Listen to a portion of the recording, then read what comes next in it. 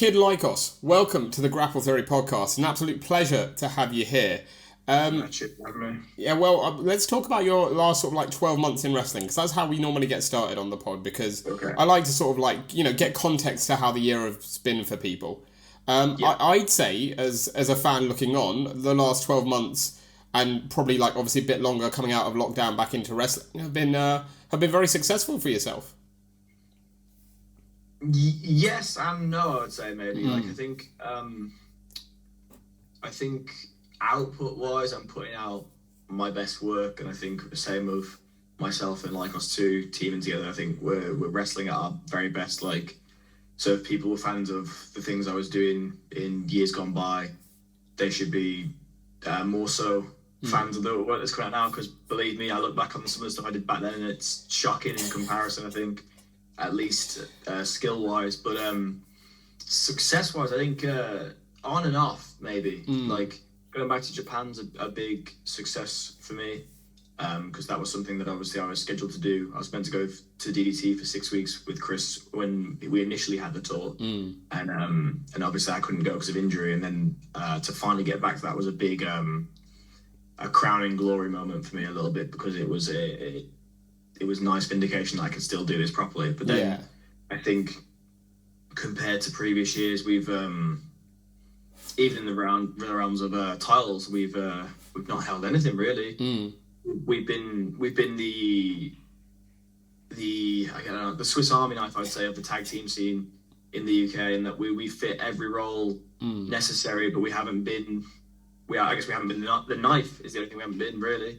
We haven't been the leading part this past year. So success on and off, I would say, maybe, but I'm still content because I know it means that I'm, with how I'm developing, I know I'm pushing for the right successes this year, at least. Absolutely. And there's a few things you got into there that I want to like break down a bit further. You mentioned Japan, and I was going to get into that later, but as you mentioned it now, like you say, having the fact that you were meant to go out there and then you got injured and didn't, and then, the last few years happened and now you finally got back out there.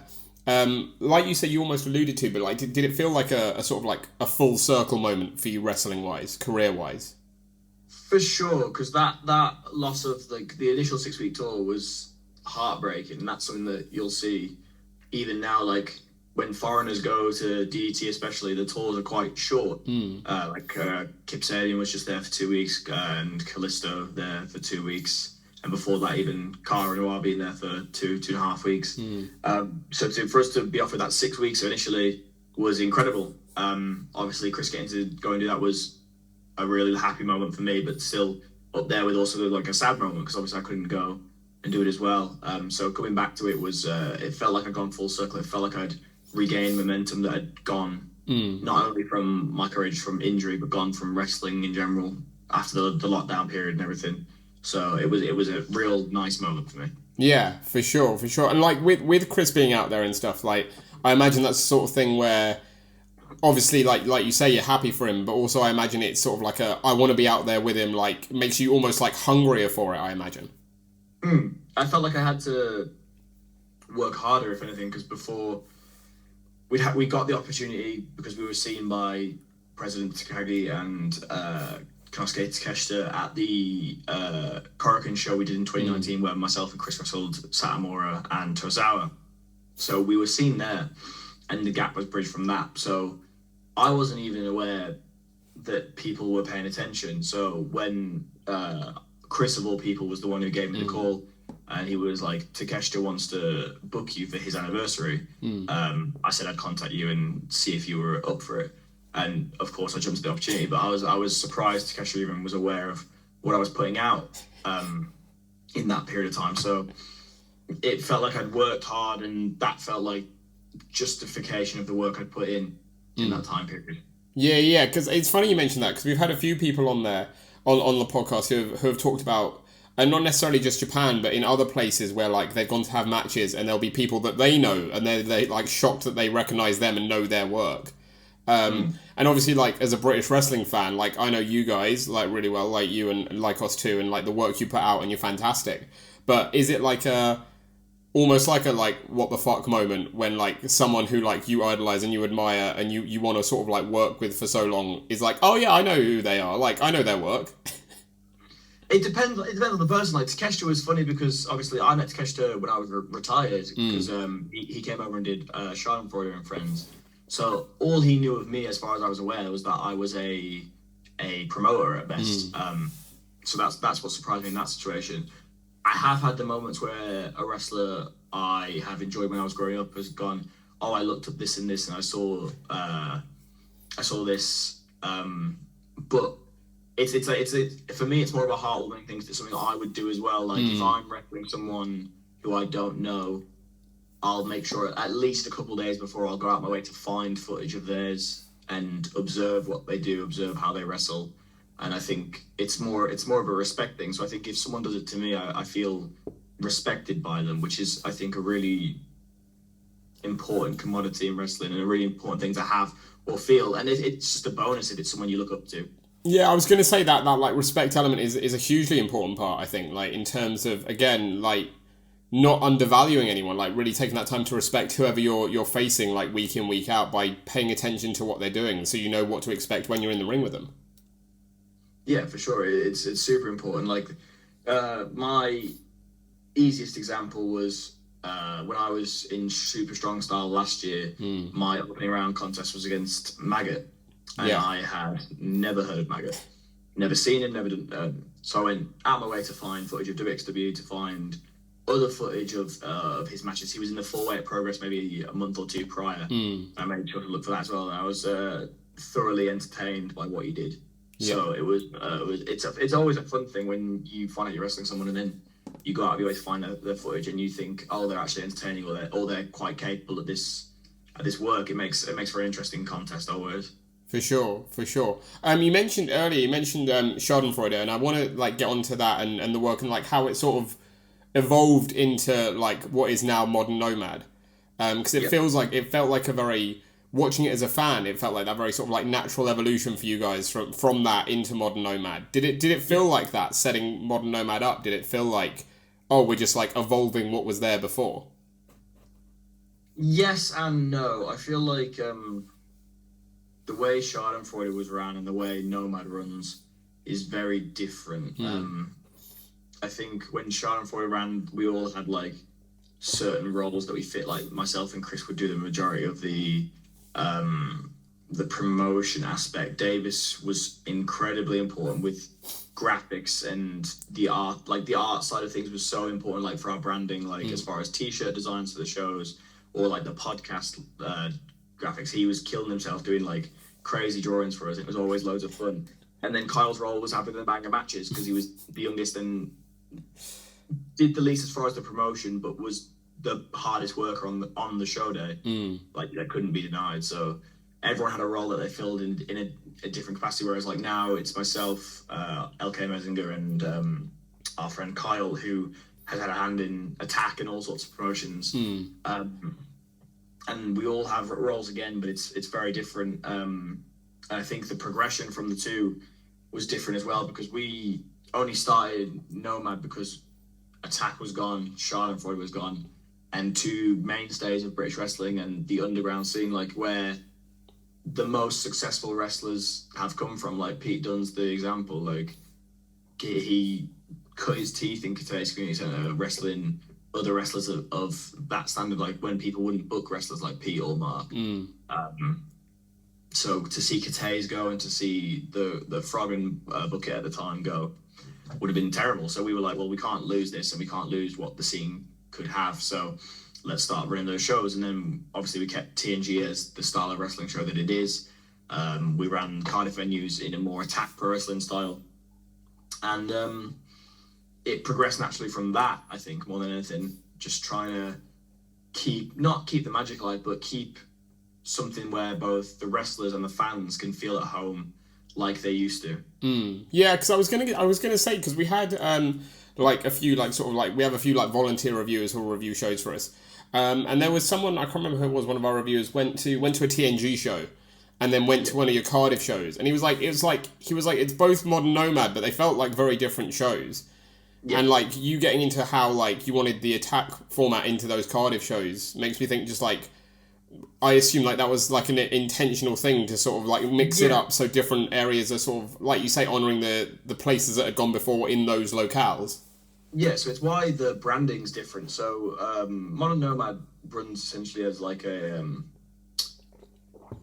it's an overseer, so like almost like Wrestle Universe, let's say. Let's equate it to like DDT, or we can equate it to DDT as the example. Like, so there's almost brands to everything that happens. So TNG runs as its own brand and it's its own style of professional wrestling. Same way that like they have the Street Pro Wrestling through DDT and stuff, and then we have the local Shindy Wrestling Company, which is the Cardiff brand of it. And that runs more like a normal professional wrestling show. So let's say that runs as like the DDT headline show. And then we had the idea of doing other shows coming off of it. So last year we tried to do something called Image Pro, which would be like a no-ring professional wrestling show or a ring with no ropes professional wrestling show, just to present something different. And we were trying to do that so we could bring interest back to one of the venues that had been killed off in the aftermath of COVID, which was the Frog and Fiddle in Cheltenham. So we were trying to bring something different to the venue to see if it would bring the audience back, but it felt like the audience wasn't there. So the aim is to eventually have all these different shows in different places so that people can see variety show pro wrestling, because that's what I think's the best. I think that's the most important. Like, obviously we all want big match main eventers, but we also want fun, we want silliness, we want compelling stories, we want this, that, and the other. And I think not a lack of it, but in this country there's a lot of just serious pro wrestling, so I like to provide the weird alternatives as well as the serious pro wrestling, and it shows the versatility of the wrestlers on the cards. Oh, for sure. I mean, like the last TNG show off the back of like at the time of recording that we're coming off of, was the Toon one, wasn't it? The cartoon one. Yeah. And that was just bonkers. Like, loved seeing that on social. I couldn't make it up for it, but like all over socials, just seeing the wrestlers in what they'd come out as was brilliant. And that's the sort of thing, isn't it? Like, it's nice to have just like that fun alternative where it's just a bit wacky and like you can go into it even if you don't really like know or like wrestling and know you're going to have a good time. Yeah, so like one of the people who came to the TNG show, if we use the cartoon one as an example, they went and met their friends before they. I hope they don't mind me saying the story because they told me at merch.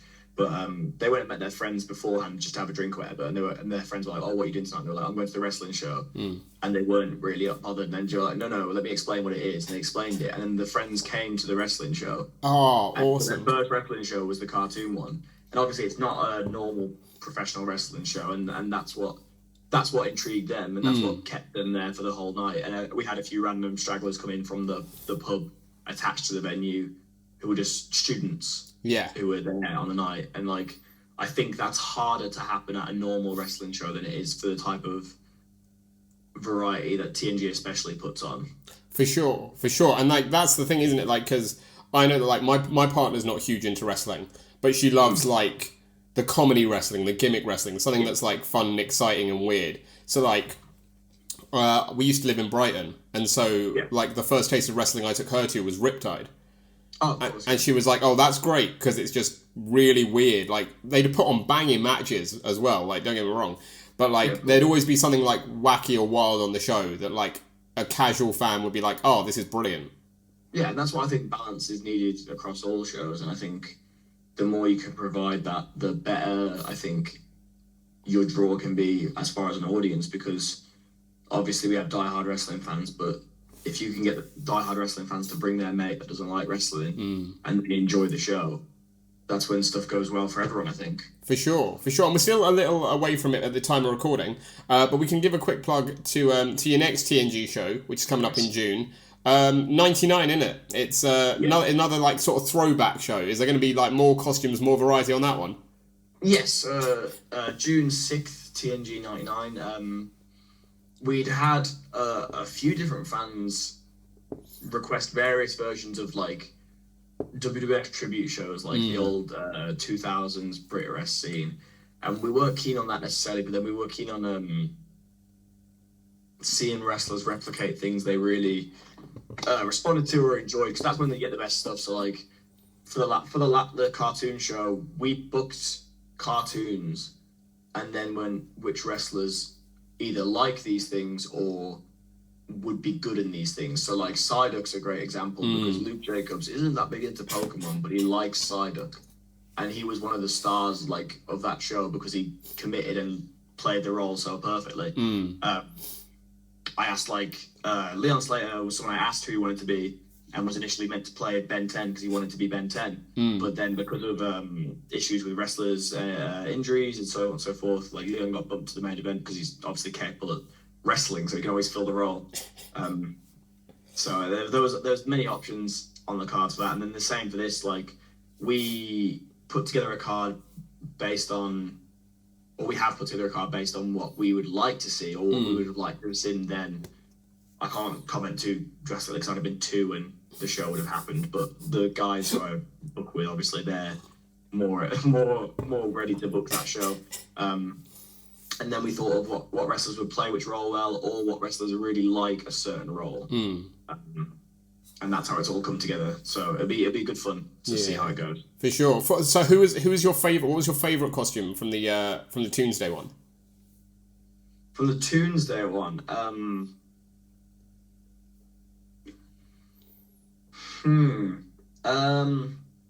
I liked the Psyduck one because it was shit. The SpongeBob was arguably one of the better ones, and same with Spider-Man and Venom. I think I'm going to be biased, and I'll say Kid Lykos II as Scooby-Doo is my favourite because we bought 2, obviously, because I was initially went to wrestle but had to pull out due to injury. And it's just, he's never looked more like a small child. And it's just hilarious. Like, because he's a grown man and he's getting bigger and bigger, like, muscle-wise. But then he put that costume on and it looked like I was taking my brother out for trick-or-treating. It was so funny. Oh, man. We got a big up Lykos II, don't we? Because, like, again, he gets... Well, he's not going to big himself up because he's only 4'6", so it's fine. Like, well, he gets all the praise, doesn't he? And rightly so, because he's fantastic. But as someone who works with him, like, day in, day out, who sees him a lot, who knows what he's all about, like... How good really is he? Because we have people praise him all the time, and he's still so young and has done so much already. But like, what is how far can Lykos II go? Do you reckon? Like, so he's one of the most underrated wrestlers in the country, and people might say that's a ridiculous statement because he's on majority of shows, but people don't realize how many people disregard him since just putting on the mask. A lot of people discounted him just on that aspect alone and were like, well, now he wrestles bad. And it's a complete falsehood. It's ridiculous. And then even if we're talking like inside baseball, the amount of promoters who underrate what he does, which has been a topic of conversation today.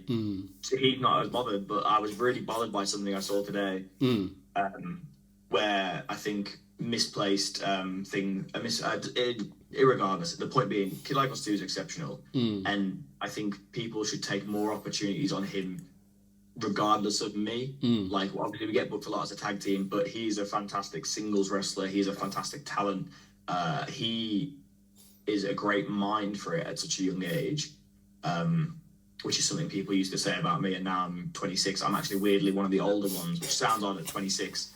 But now with everyone coming through, like your Leons and your Lykos IIs and your Danny Blacks, all these people, like, I'm older, and Kid Lykos II's got ridiculous experience, has spent the last 4 years partnered up with myself, Brooks when he was around, teaming up against the best tag teams and the best wrestlers in the country quite regularly.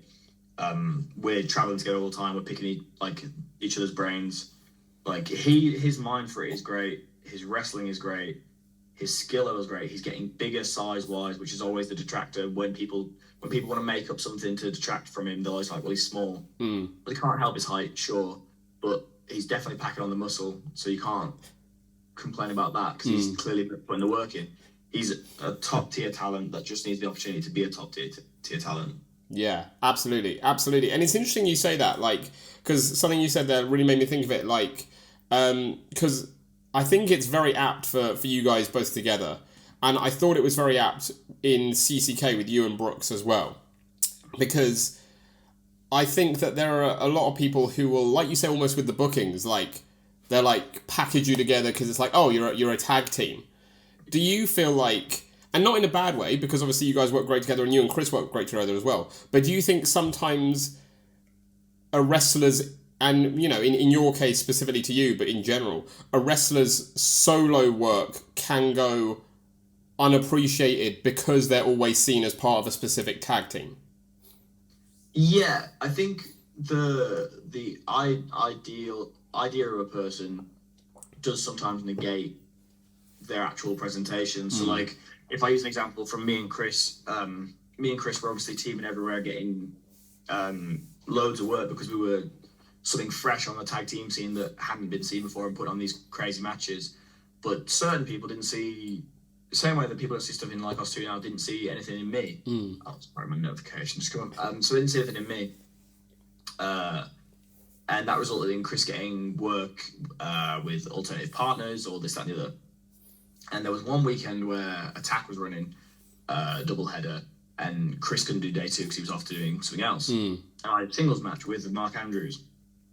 And I went into that with a real fuck everyone attitude. I was like, no, I can fucking wrestle. I can do this. Like, I'm gonna show people.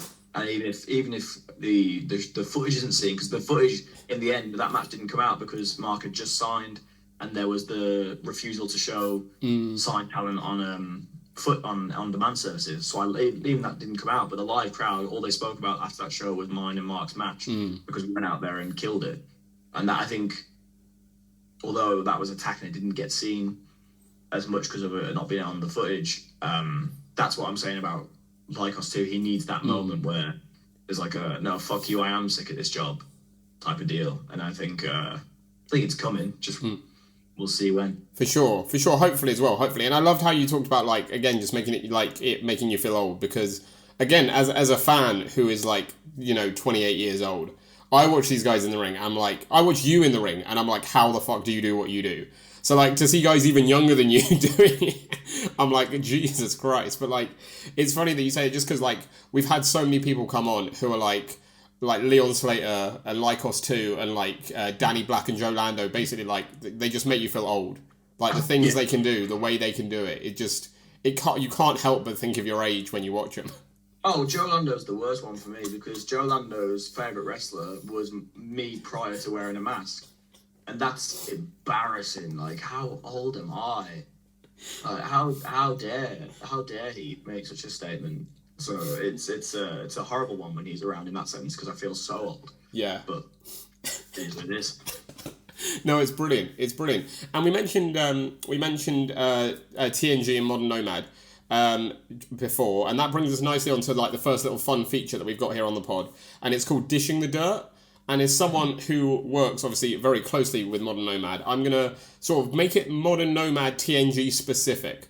So for the people that get booked on those shows, I'm gonna give you some questions, some like scenarios, and you let me know which member of the roster for TNG or Modern Nomad or like Shindy best suits that description. Okay. So the first one is like, who's always, in terms of people who don't come there necessarily to set up, but like just wrestling on the card, who's always super early? Who's always the real early bird for the shows? Any of the Welsh card by not by choice though, because the Welsh card is always driven by the two promoters. As far as like a talent who's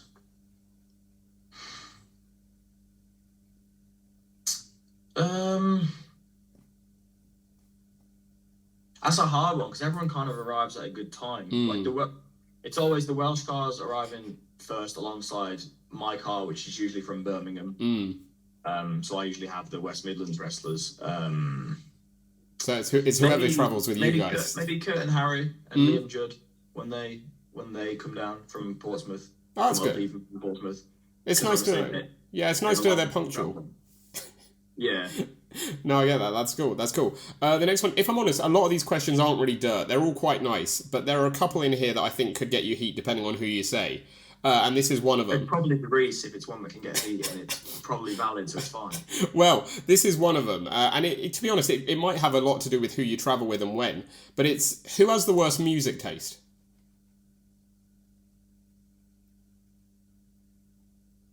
of the Nomad roster.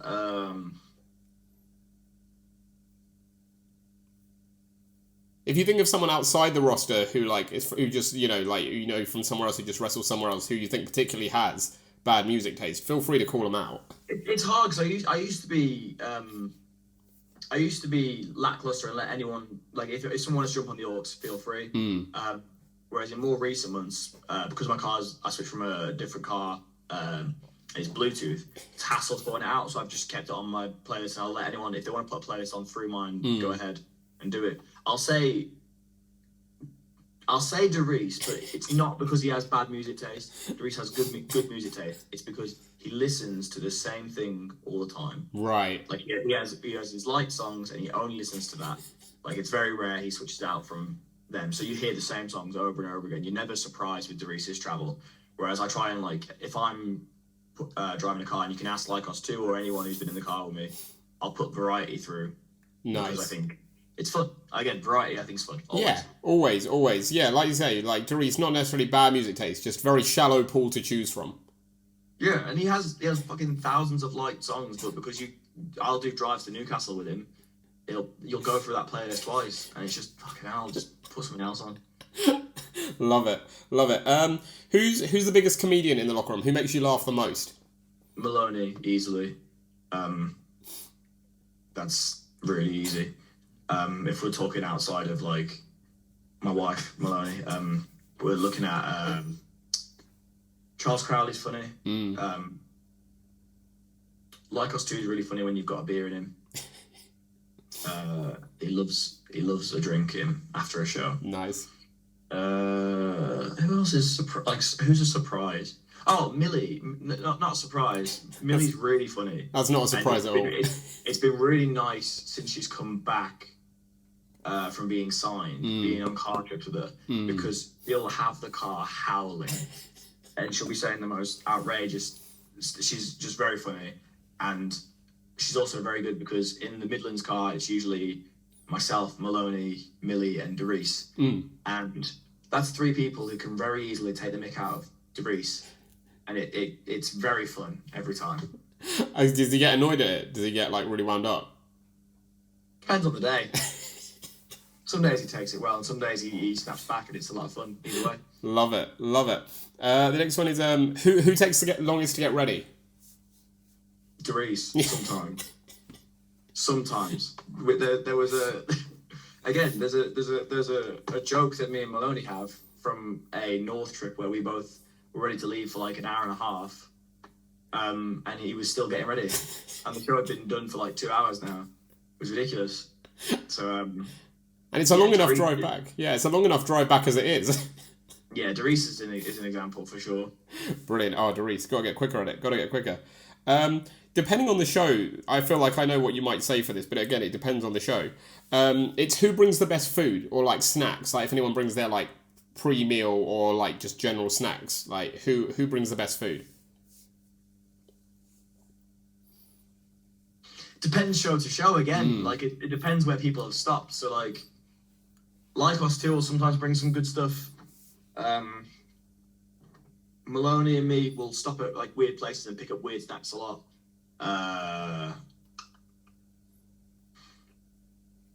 Robbie X always has good sweets. Nice. Always has sweets at shows, which is always nice. It's always important, isn't it? Yeah. No, I like that. Can't think. Millie sometimes brings brownies. That's good as well. Like, brownies are always a good shout. Yeah. No, I like that.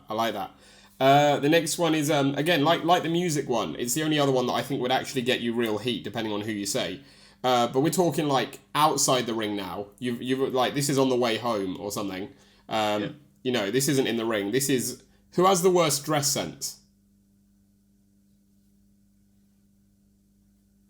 And again, like, dress sense, like music, is all subjective, right? But, like, who in your mind, like, wears stuff that you're like, I can't believe you're wearing that.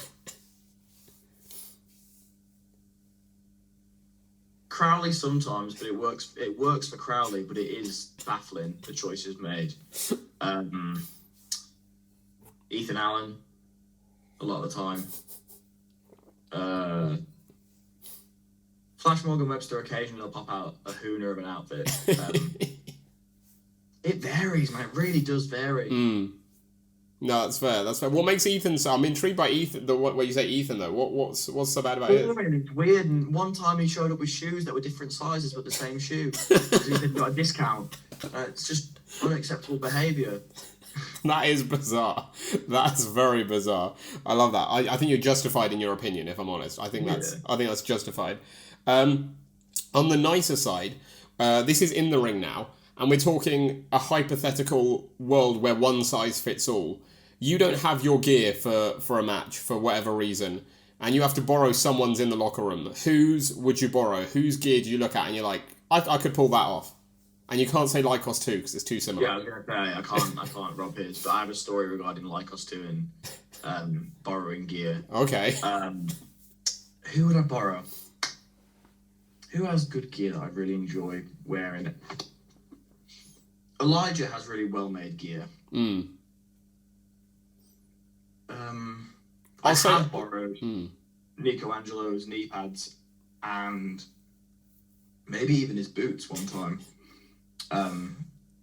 So I can technically say him, but it's not really actual gear. No, I mean we can say in this scenario, like, because we've had people say it before, you can pick like say, who do we have? Someone picked like Alexis Falcon's gear, but said like they turn it into like trunks, but like the style of the gear. You know what I mean? So you can like sort of make it your own if you like the style, but like obviously maybe not like a singlet or something. Oh, it's even harder.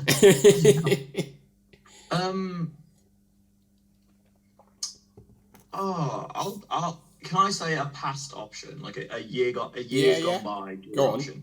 I would have robbed Pete's 3/4 length tights. that orange and blue era of Pete Dunne. Yeah. With the coolest shit. So I'd probably rob them.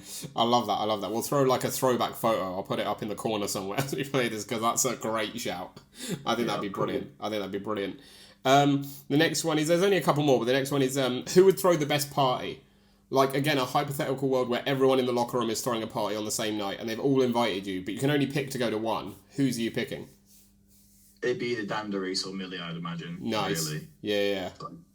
Probably more so Dan and Darius. I think Darius would be the best host, to be fair to him. As much as I've slandered him today, I think he'd be the best host by far.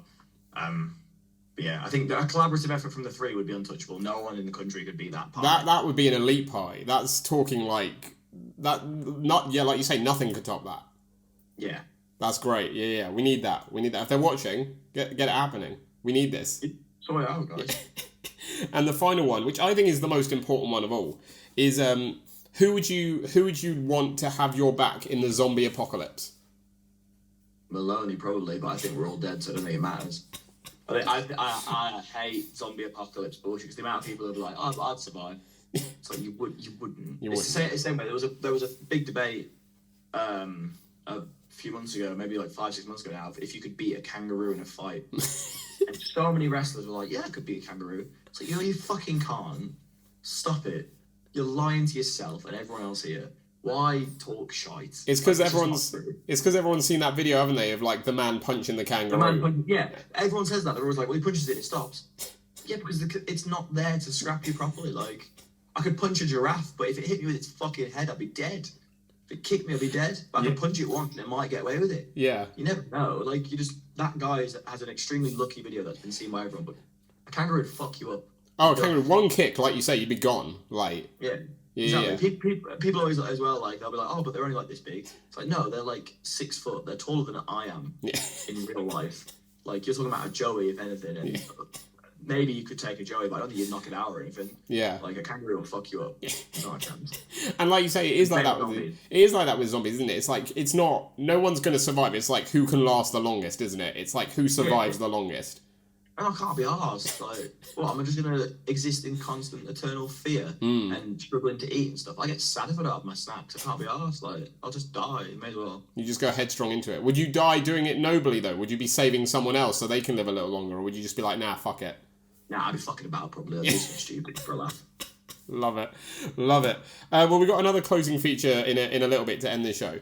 But going back to what we were talking about, and we mentioned a few times there, in Attack. It's actually quite funny because at the time we're recording this, I've literally just put out the announcement that this week's podcast going out is with the Wild Boar.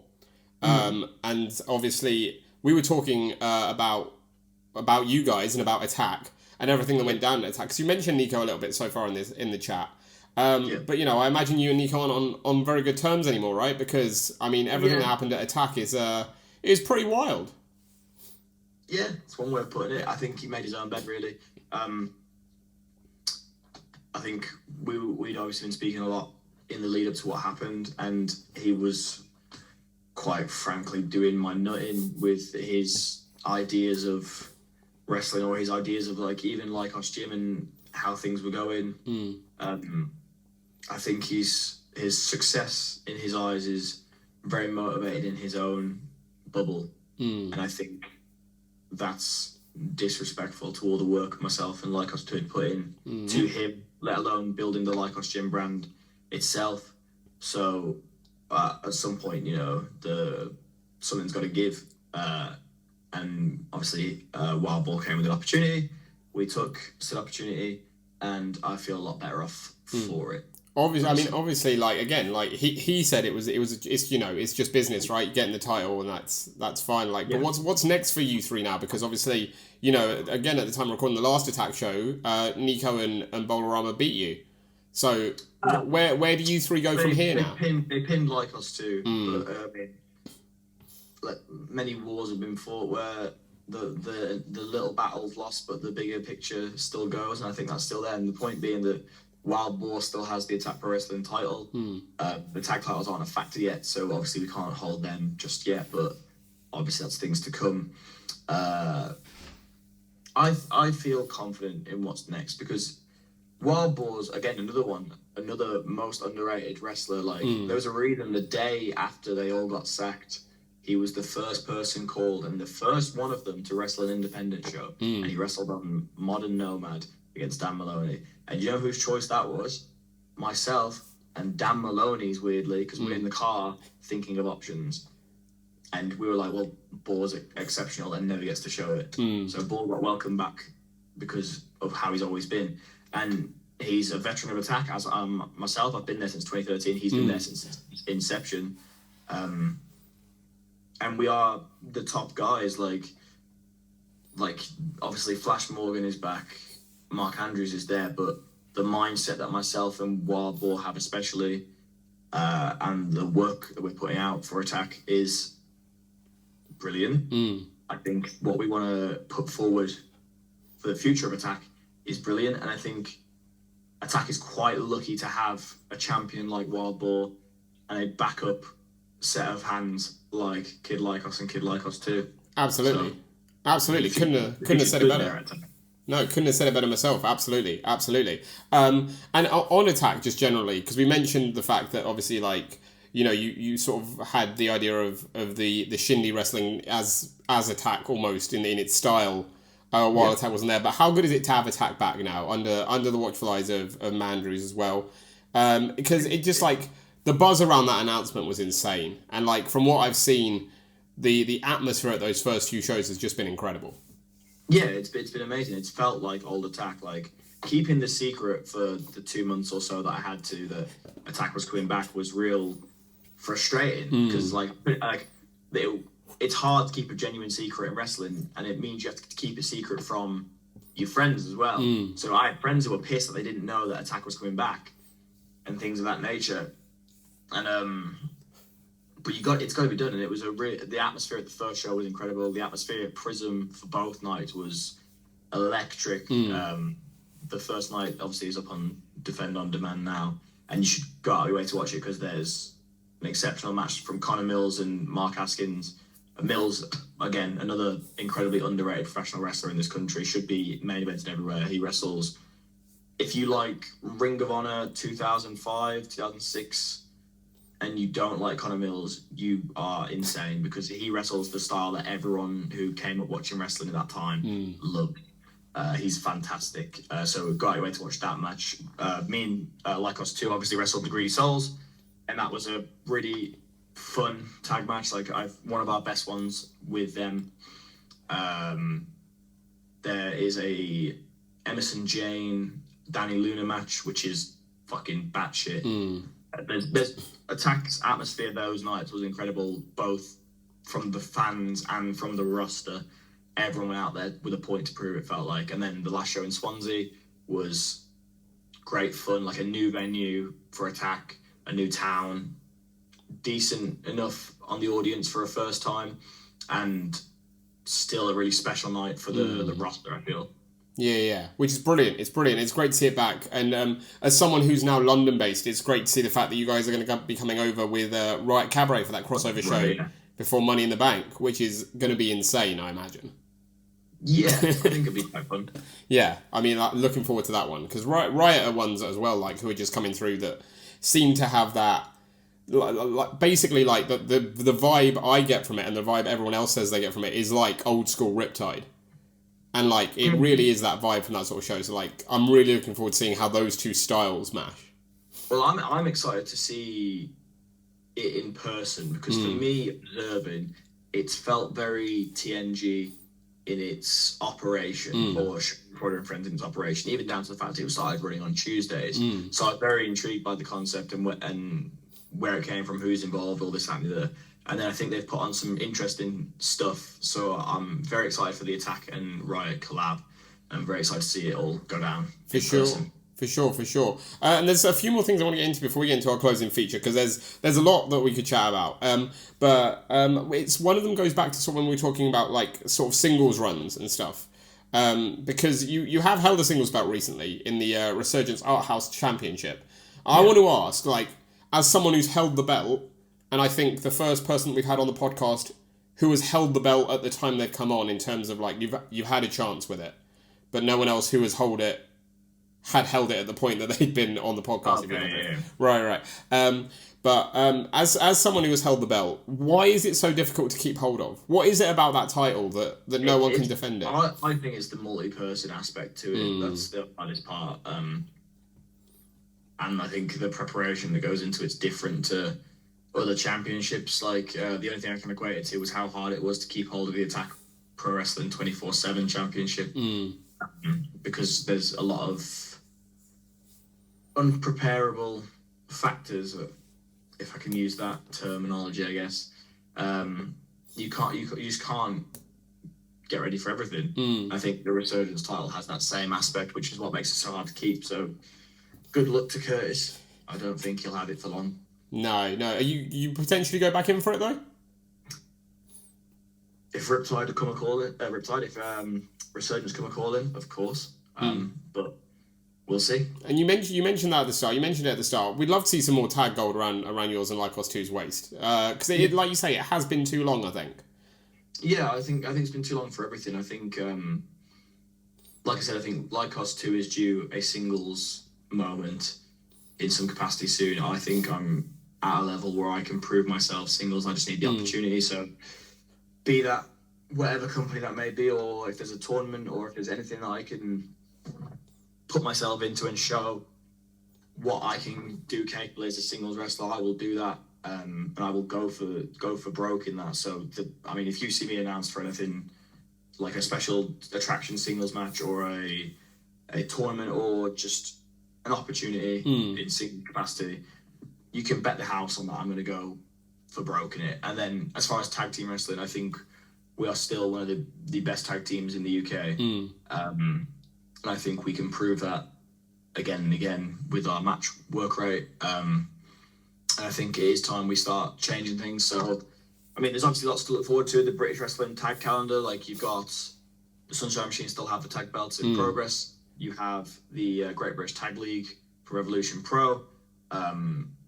Unfortunately, due to dates, we couldn't actually do the OTT tag tournament, but we were invited. So hopefully we'll be able to come back and show our tag team prowess with OTT. There's just so much we can do this year, myself and Lykos II, and we're looking to prove it. And you guys are like, I think you're like quite like interesting, like to see from a fan's point of view, because of the fact that in terms of your bookings, you're all over the country, and so it seems like you have these great tag rivalries with so many different teams in different parts of the country. Yes. Like, obviously, like, you know, sort of London-wise, you got Sunshine Machine at Progress, but like you say, Greedy Souls are there as well. And up at North, there's the Boisterous Boys, Doris and Leon Slater.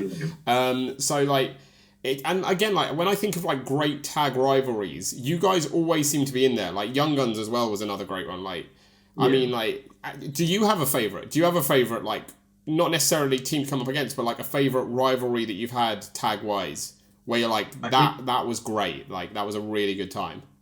I think had Ethan Allen not got hurt, Lykos II and the Young Guns would have potentially carried the British tag division for the past year, to be honest. Like, obviously, the Sunshine Machine run we've had is incredible, and they are arguably the best team in the country. But I think the work that, when we did wrestle Lykos II and Young Guns, it was exceptional. Like, we had a half-hour tag title tournament decider in the Peckham era of Progress, and obviously I think a lot of those shows got slept on, but that especially is a match that I'm very proud of, and the work that we all put in, especially coming back from half a year off, if not more so. I was back from 26 months off at that time as well. Yeah. The Sunshine Machine's been my highlight of this past year, because I think the narrative we've told is exceptional. The work we've all put in, and just good aspects personally from it as well. Obviously, I hadn't wrestled TK since we'd wrestled in Boston in 2017 or 18. I can't remember now. Mambo I'd had a lot of interaction with, but only in multi-man capacity or weird singles. So to wrestle them together and see how exceptional they are was great. A real highlight of this year has been the Greedy Souls. I landed back from my first holiday in like 5 years. I went to Thailand.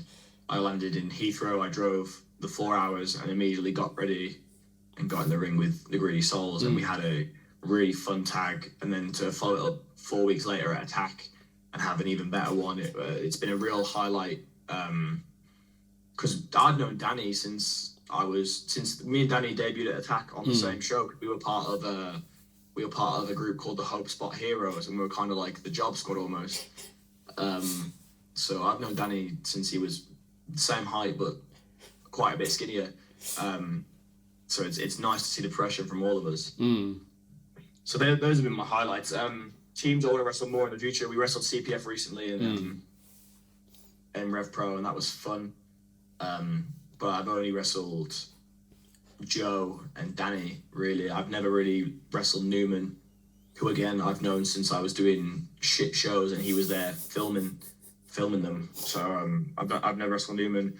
I've wrestled Mayhew, but 2017 was when I wrestled Mayhew, so it's not the same person.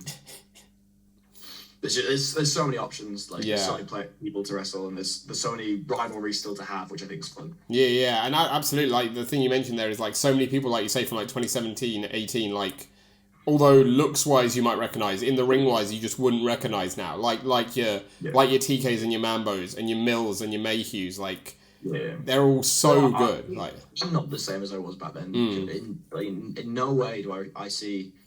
Like, I see similar aspects as far as just the general spirit of who I am, but, like, moves-wise, or the way I'm putting matches together, or the way I'm structuring my offense or the tag offense, it's so much smarter now than it was then, and I think that's the same with all these wrestlers. Like, TK and Mambo are so much smarter wrestlers than they were back in 2017, and Mills is a great example of someone who was, like, seemed so new in 2017, but now, like, despite doing it for less time than I think he's been doing it less time than Lykos II has, but he seems like a veteran on this scene and has a great eye for what wrestling can and should be. So it's a real fun time. Yeah, for sure. Well, we've got one final feature here on the podcast, and this is now about you. This isn't about Kid Lykos anymore. This is about you, and it's sort of like almost like a get to know you kind of thing, because it's called Anatomy of a Pro Wrestler. Yeah. So I'll, again, almost like the Dish in the Dirt one, I'll give you some scenarios and you let me know what comes to mind. So the first one is, what's your favourite post-show pig out? I think Mackey's is the obvious one, just because it hits the best when you need some sodium, you need some food. It's the one that's always open as well. Yeah, and you still, it's not like America where you can get a lot of variety. Like, I think my favorite show meal or post show meal, whatever you, depends where I'm on the card, is when we're in Camden. Myself, usually Luke Jacobs, and a few others will get Taco Bell. Nice. I love Taco Bell. Taco Bell's great. Taco Bell's great, and it's super cheap as well. Like, you can get real full-on Taco Bell for not a lot of money. Yeah, I'll do my food for the entire day for like £6. Yeah. Like, it's crazy. It's such a good deal. Yeah, I'm with you on that. Similarly, this one's the classic, like, what would your, like, death row meal be? Fuck, I don't know. How stressed am I? Because I can't eat when I'm stressed. Oh, no, you're not. Like, let's say then you've accepted it. You know, you've accepted, it's happening. Like, I'm just going to pig out for this one last time. I get loads of variety of stuff. I've got a real sweet tooth. So maybe if I had to have a main meal, I'd have, like, a steak and chips or something, like, real basic, because it'd just be fun and easy. Nice.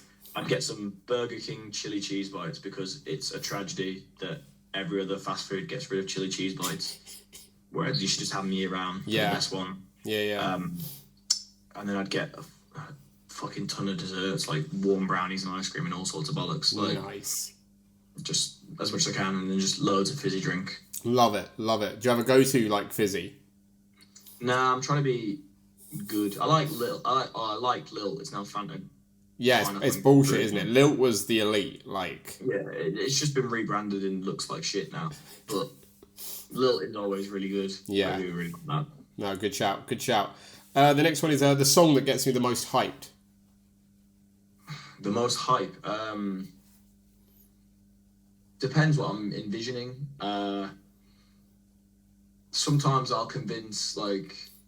as a motivational tool for cardio, if I'm on the treadmill or something like that, I'll convince myself of a circumstance being real that's not necessarily real, and I'll play a song that fits that feature. Right. So, like,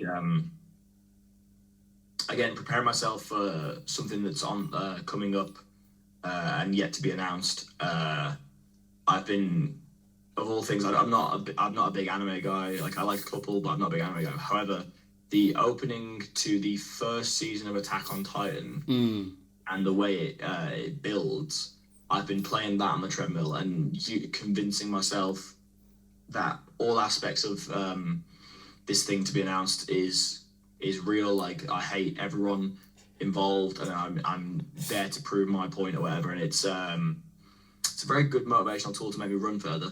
So I imagine that song's a good one right now, but nice. I wouldn't be playing that out regularly, I don't think. No, sure, you need it just for that moment to really pump you up. Yeah. No, I like it. The next one is the movie that I'd show the locker room. So, like, I always say, it doesn't necessarily have to be your favourite movie, but, like, the movie you think everyone should see. The one that came to my head immediately, and I can't remember its name, but it is a... Oh, it's going to bug the hell out of me. So it is a horror... It's under the illusion of a horror film, but it is a comedy, and it is about... Do you know the guy from Dodgeball that plays Steve the Pirate? Yes, I know who he is. I can't remember his name now, but I know who you mean. Yeah. Alan Yeah, he's in Star Wars as well, isn't he? He's but he is one of the guys, and he plays one of two brothers who are hillbillies, and they've just bought a lakeside, like, rundown shit heap of a cabin, and they're going there to restore it, and there's just a big miscommunication in the story, and it results in some hilarious shit, and it's just really funny. Oh, is it Tucker and Dale versus Evil? Tucker and Dale versus Evil, that is the name of the film. Yeah, I was just looking it up there. Tucker and Dale versus Evil, because it came to my head immediately when you said that, which is a weird one. I don't know where it came from. But it's a great choice. It's a great film. I knew it, like, as soon as you said it as well. I was like, I knew it, and I had to look it up, because I was like, that'll bug me if I don't look it up. Yeah, it's important. Yeah, that's a brilliant film. That's a weird one, but a good one. That's an out there choice, but I like it. The next one's a bit of a throwback, because it's your first job.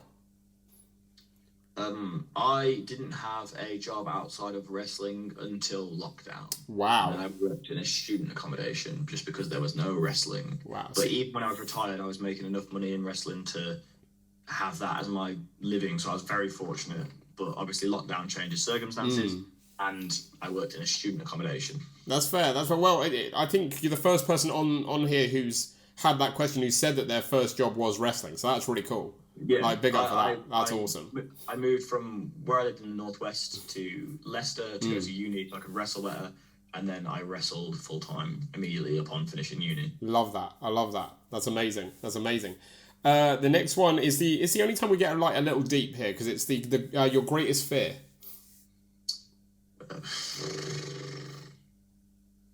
Depends what I'm doing. Probably failure in normal life. I think that's not necessarily not necessarily in like if I main event WrestleMania or if I don't main event WrestleMania, I failed.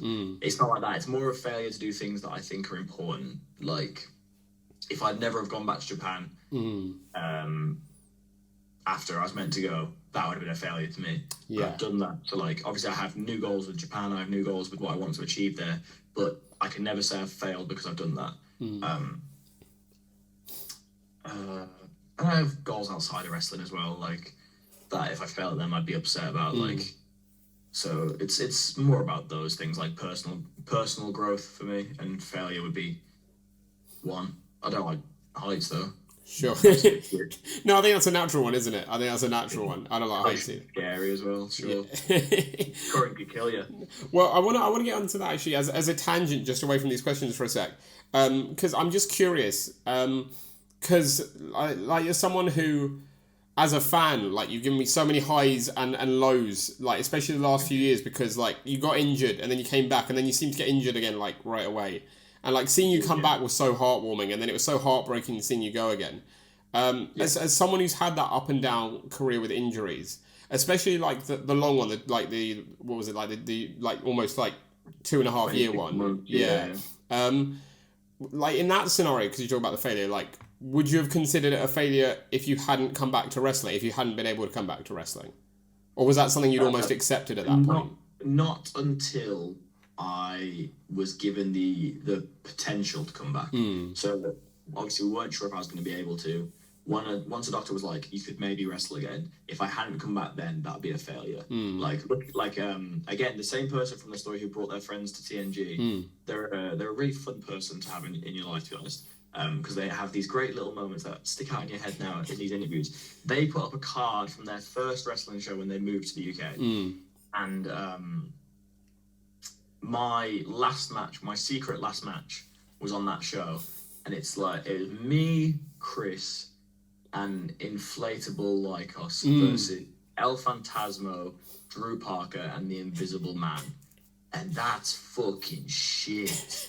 So like knowing that I was given the all clear, and not the all clear, the all clear to try and come back at least. If I hadn't come back and that was my last match, that was my legacy in wrestling, dog shit. But if I hadn't ever been given the all clear, well, that's life, and I accept that would have been my final hurrah, and I gave people a fun memory on that night. Yeah, you know what I mean? For sure. And again, like on that topic, before we get back to the questions, because I think this is more of a down note, and I'd rather end up on a high note. But like again with the injuries, because we talk to a lot of people on this podcast about like mental health and how important it is to sort of like keep your mental health going and like what you have to do that. I just want to know like how tough was that for you in terms of so many like ups and downs with injuries that all seem to come within like you'd come back and then like a month later you'd be on the shelf again and stuff. Like how tough is that to deal with? Like was there a moment where like you were just like, no, I'm done with it, like it's just not going to happen? That's why the decision was made after like literally the Riptide match where I got hurt last. I was backstage. They obviously have to finish the match up. They come backstage, and I just turned to Chris and I'm like, I'm done. Like we had an understanding of what was the crack. I'm like, I'm not bothering with constantly getting hurt anymore. And that's a really horrible thing to come to realize. But that's where like now, like Ethan Allen's the closest thing to going through what I went through. But he's in an aspect where he knows he could come back. There's no fear of not coming back. It's just taking the time and getting there, and it sucks. It's awful. It's rotten. Like I can't say it's the worst I've ever felt, because I felt a lot worse during parts of last year, and I had a good support system last year that really benefited me more so. But that at the time going through that was the worst. But now I think that's made me more mentally strong than I ever could have been. Like now, weirdly, I don't feel invincible, but I have no fear because I've been through it a million times over. Well, if you're going to knock me down again with an injury, well, I'll just come back again.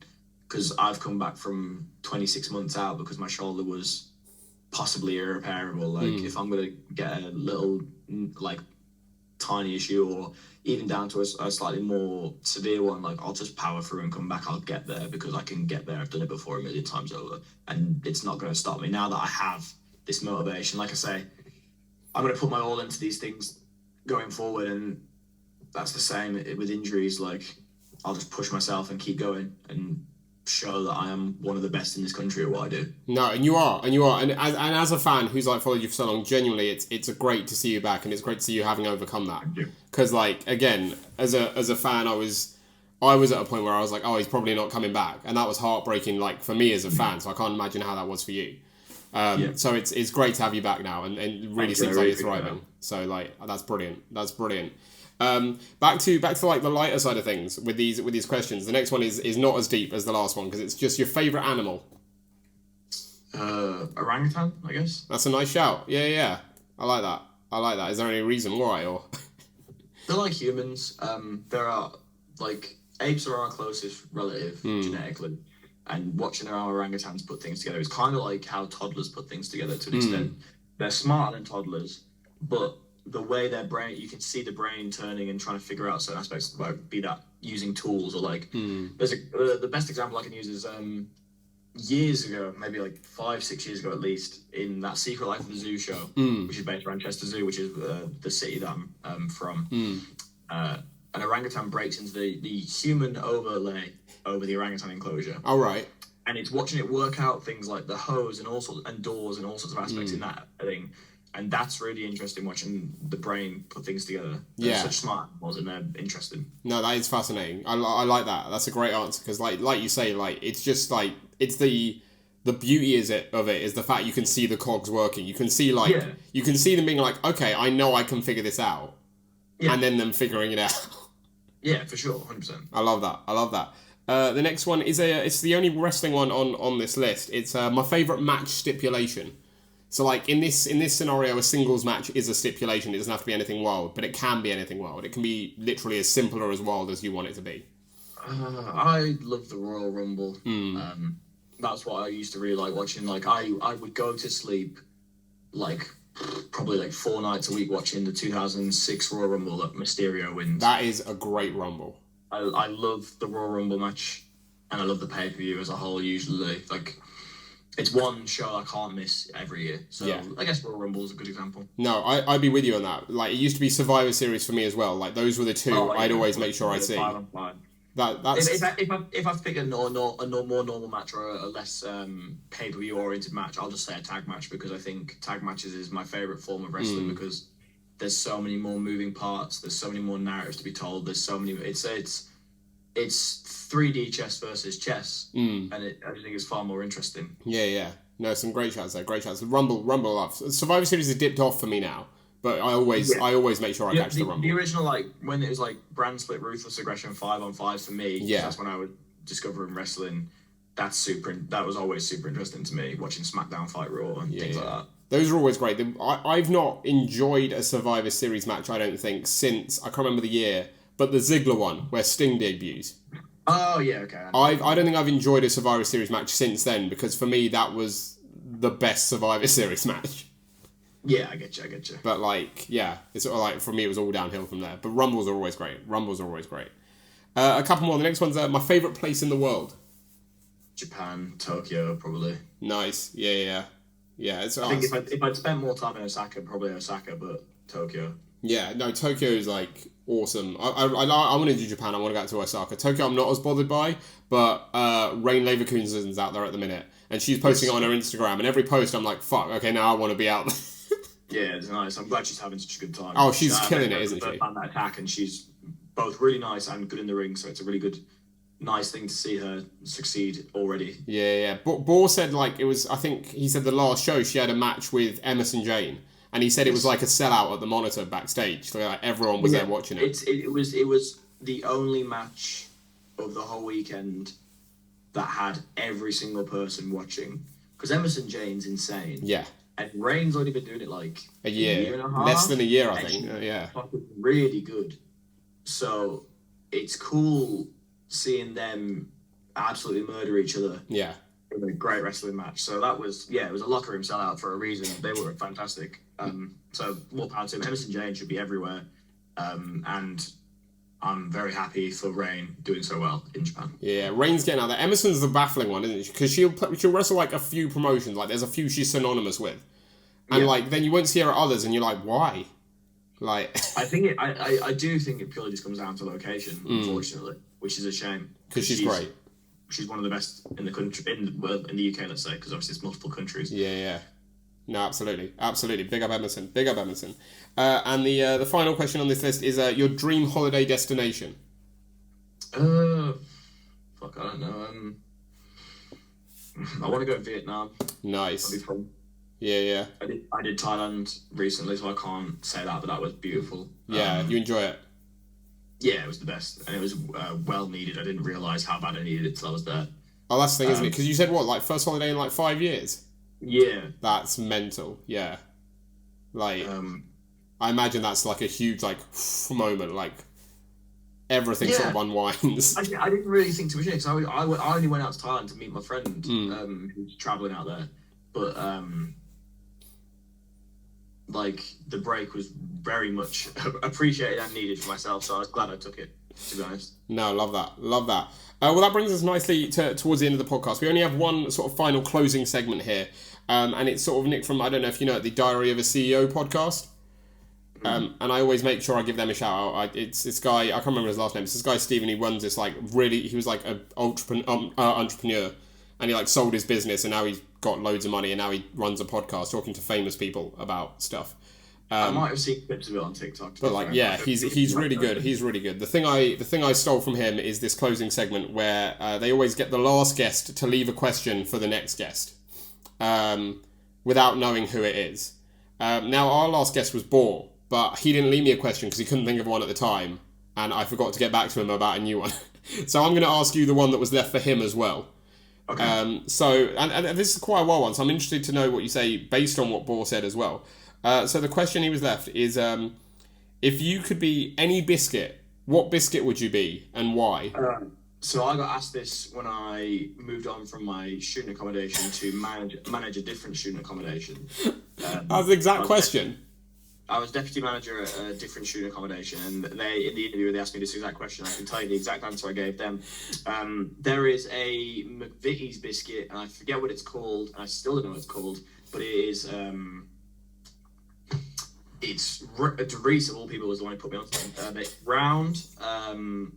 It has like chocolate hazelnut, soft chocolate in it with biscuit on top and around it. I think they're called Blissfuls, maybe. That rings a bell. Yeah. So that or I think it's called a Lieben's biscuit, but it's like a butter biscuit. Yes. And chocolate on top. So I love those. Yeah. Delicious. So one of those two. Nice. Good shouts. Brilliant. Well, Kid Lykos, thank you so much for coming on the Grapple Theory podcast. It's been a pleasure having you on. I hope you've enjoyed it. No problem. Thank you for having me. Of course. No, absolutely. It's been great having you. We always end each podcast with giving our guest one final bit of promo time.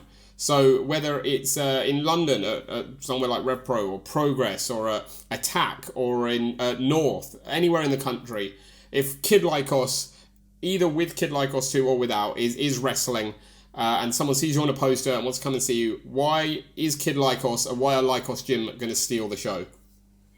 I think I'll steal the show because no matter my role, I feel an underdog story is always appreciated. I think if I'm being a little shithead, I'll make you laugh, I'll make you annoyed, I'll make you feel all different types of emotions, which is what this is all about. So I think you can either root for me or you can hate me, but you'll enjoy yourself no matter what, and that extends to if I'm having a 6-minute piss about with Gene Money by my side in North, or if I'm there at a Progress show or a Rev Pro show, main eventing or closing the first half with a banger wrestling match. I will keep you thoroughly entertained and make you feel emotions because I'm good at what I do, and I hope you will enjoy what I can put out for you this year.